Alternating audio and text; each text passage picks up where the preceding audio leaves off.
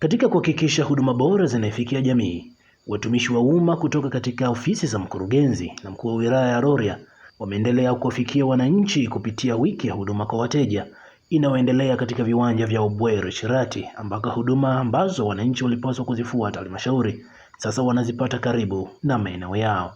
Akizungumza katika mwendelezo wa wiki ya huduma inayoendelea, mtendaji wa kata ya Mkoma Ernest Magesa ameeleza huduma zinazopatikana na namna wananchi wanavyonufaika na zoezi hilo.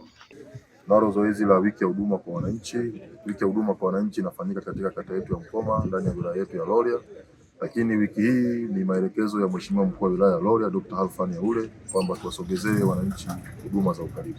Kwa hiyo hapa tunapata huduma zote kupitia ofisi ya mkuu wa wilaya, lakini pia kupitia ofisi ya mkurugenzi wetu mtendaji wakili msomi Abdul Omar Mtaka.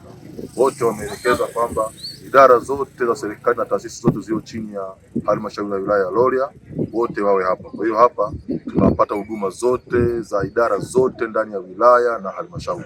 Wananchi wanahudumiwa.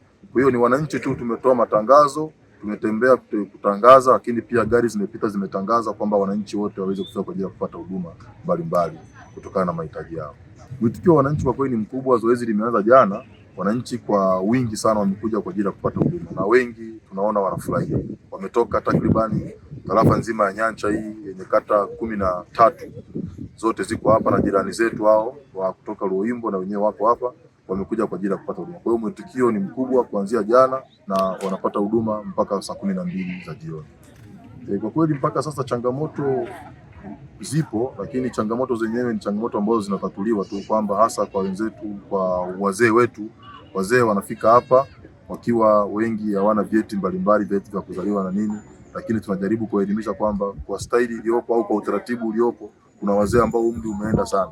Kwa hiyo wao hata vyeti vile vya kuzaliwa vinakuwa sio kipaumbele sana kwa ajili ya kupata huduma ya NIDA, kwa sababu hasa sana wengi wanaofika hapa ni kwa ajili ya huduma za NIDA na huduma ya vyeti vya kuzaliwa. Nao baadhi ya wananchi waliofika na kupatiwa huduma wamefurahishwa na zoezi hilo, huku wakiomba serikali kuratibu zoezi hilo mara kwa mara. Nilikuja kubadilisha jina la NIDA. Jina la NIDA, kwenye NIDA ni Ruth Kimba Azaria, Ruth Kimba Maturu. Kwenye NIDA, kwenye kazini ni Ruth Kimba Azaria. Sasa nilikuja kubadilisha, wameniambia mpaka Rorya hapa wawezi niende Rorya niandike barua, watanishughulikia vizuri. Sikuona usumbufu kwa sababu walivyonielekeza naona ni vizuri tu.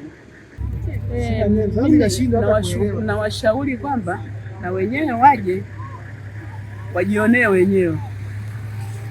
Huduma ni bora na ni sahihi na unapewa muda mwafaka. Nipo hapo uwanjani, nimekuja kupata huduma katika wiki ya huduma.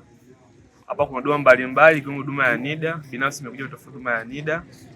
Huduma iko vizuri, nashukuru mpaka sasa hivi nimeweza kuhudumiwa. Huduma iko vizuri, cha kuwashauri wananchi na wakazi wa hapa wajitokeze kwa wingi. Huduma zipo, tuchangamkie fursa, lakini pia ningependa kushauri serikali iweze kutoa huduma mara kwa mara, kwa sababu watu huduma kama hizi mpaka zikiwafikia hivi ndo wanachangamka. Kwa hiyo ningependa kushauri serikali iweze kutoa huduma za hivi mara kwa mara ili kuweza kufikia wananchi wengi. Asante.